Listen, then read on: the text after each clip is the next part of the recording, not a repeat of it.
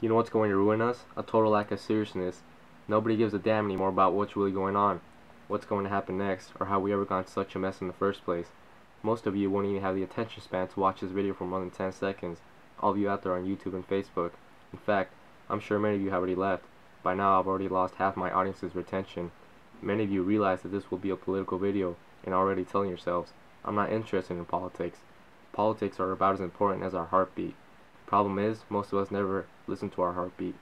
All bias should be cast aside on any matters concerning truth, so listen up.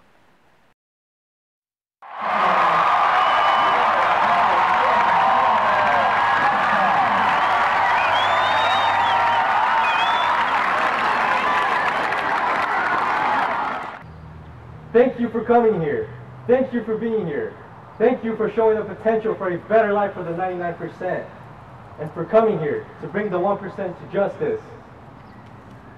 Corporations have taken over this country. They've taken over government so much to the point where we can't even call it capitalism anymore. It's become feudalism. Things are so corrupt, we can't even call it corrupt anymore. We're ruled under a criminal enterprise, an enterprise made up of insanely rich businessmen and bankers, or as some people like to call them, banksters, the modern day gangsters. These are people who make up less than 1% of our population, yet own more than half of all the wealth that exists. Banks are getting bigger than ever before, and corporate profits are passing record levels, all while we're left here to suffer through a recession and unemployment that's reached depression levels. And those of us who are lucky enough to have jobs sure do feel overworked and underpaid in comparison to the CEOs at the head of these companies who make over 500 times the average employee's wage, which is by far the largest gap of any industrial nation. What you make in 2 years, they can make in a day.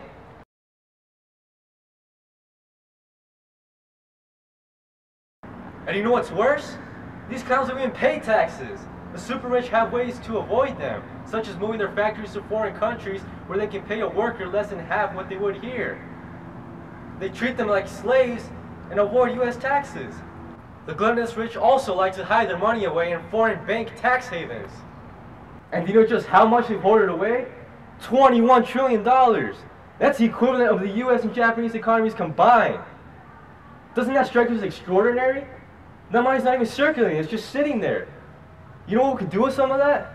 There's our money for our schools, public services, agriculture, environmentalism, free healthcare for all, space programs so more of us can explore outer space, and aid to the poor, who when given the chance to show what they're worth, will pay back 100 times over.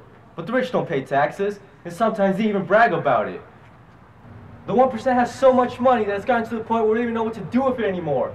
But they only know one word, more, and they'll keep on trying to get more no matter what the cost, or profit I should say. They prefer profits over the lives and well-being of people. They're all a bunch of wealth addicts. That's the most dangerous kind of addict to exist in the history of mankind. Occupy is something that's been happening all over the world. It's an uprising, a bubbling revolution. We're tired of corporate dictators trying to turn every country into a third world sweatshop or banana republic with exorbitantly rich people put into power, and where poor people are left with the crumbs from the table. We're tired of them always cheating us out of our money and homes. And we're sure as hell sick of them for hijacking what was once known as the greatest democracy to ever exist. Democracy Incorporated is what it's becoming. The politicians are getting bought out while we're getting sold out.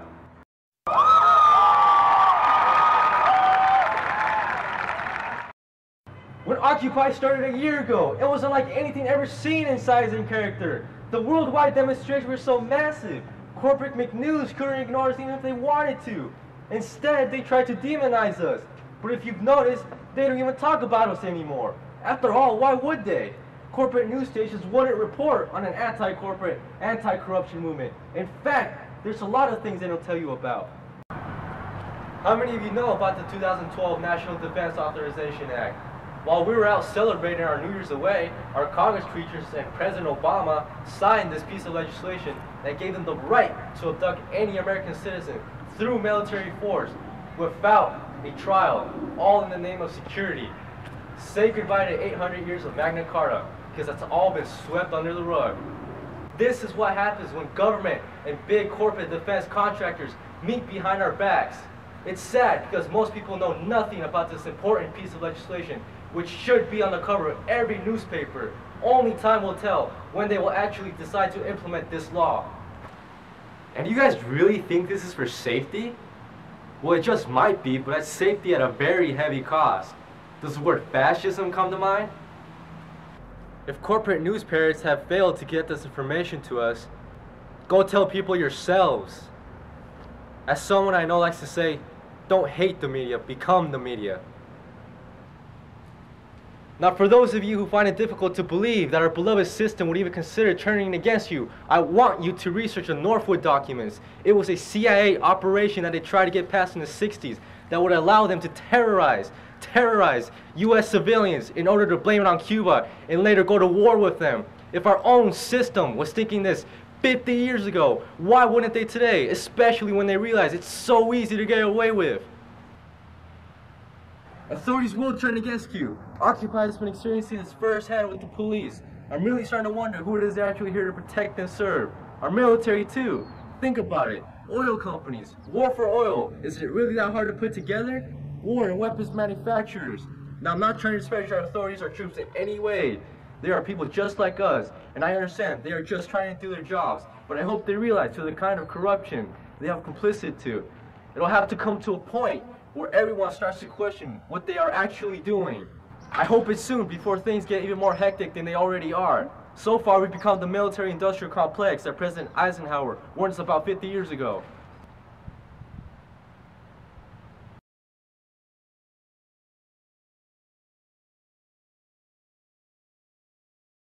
I want you guys to look at what happened in Arab Spring. Look at what happened when Egypt had their revolution. Authorities were told to take down the rebellion, but they saw it as being asked to attack their own people. So instead, they joined their people in the movement and helped them succeed.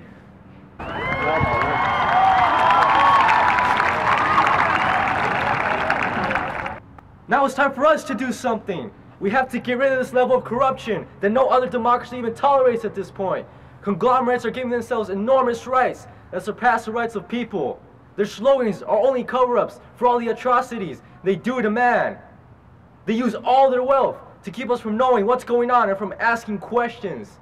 And if we stop questioning this system and simply follow it, then we are nothing more than slaves. Enough is enough. We have to do something.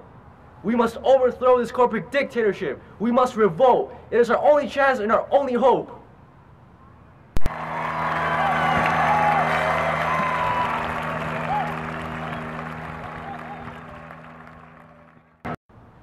No, I don't mean to get you guys so fired up, because what I'm about to say is much less dramatic, but very important.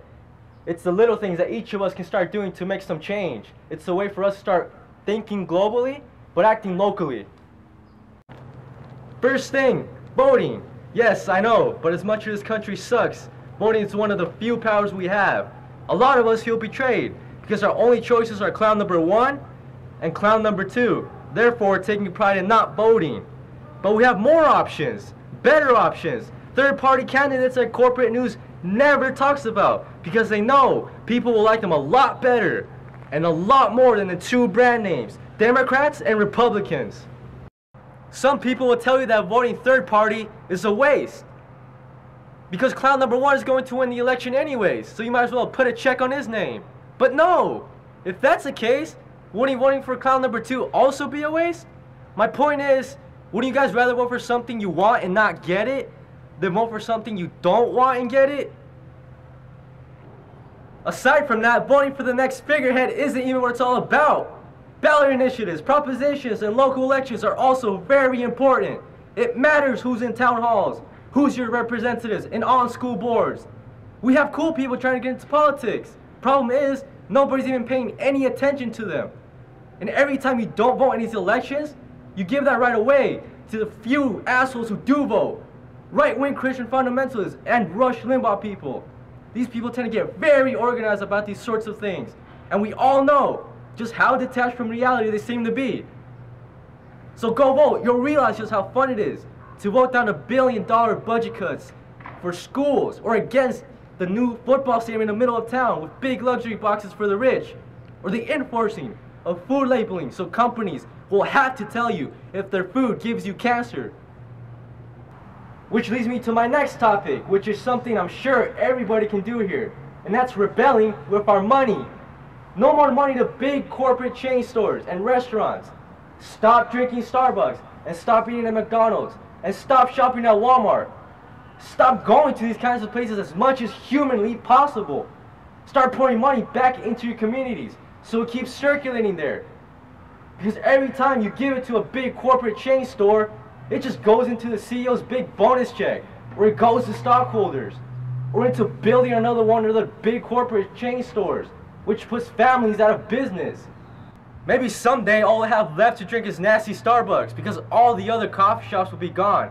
It can't be capitalism for letting it become such a monopoly. And stop buying groceries at super chain stores. Again, buy them at local markets, farmers markets, where they're more likely to sell you locally grown organic produce. And if it happens to be organic, that means you won't have to shove genetically modified, mutated Frankenstein food into your bags and layer into your mouth.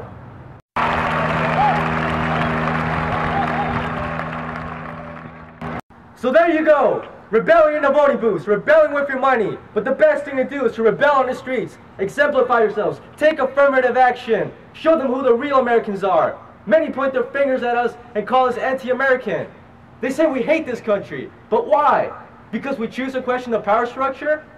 We don't hate this country. We love it. And we're tired of seeing it get ruined. Because we know it can be a better place. We want the people in power out. Those people belong in rehab centers, or better yet, prisons, for abandoning and harming the American people and others around the world. We must march on the streets and make our demands. We want political and financial justice for the 99%, equal access to quality education, and free healthcare for all as a basic human right like in other civilized countries. Environmental justice, money out of politics, the well-being of people over profits, and everything to inspire a better future.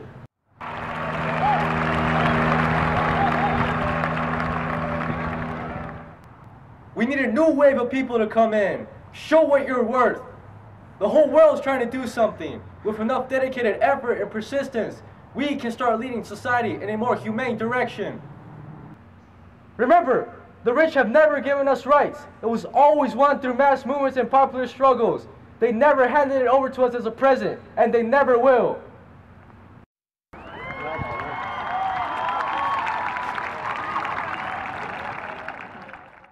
I would like to end this by talking about the Patriot Act. For those who don't know, it's an act passed in 2001, shortly after the event of 9/11.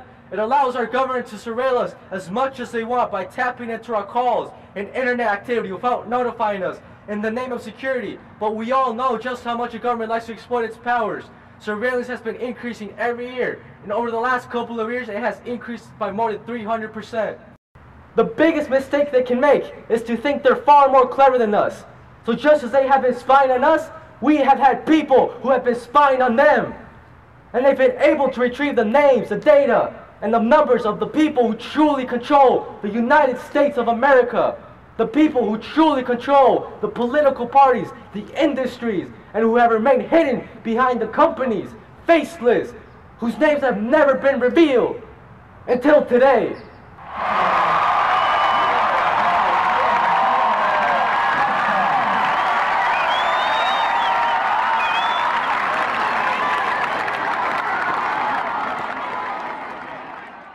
And the names of these people are...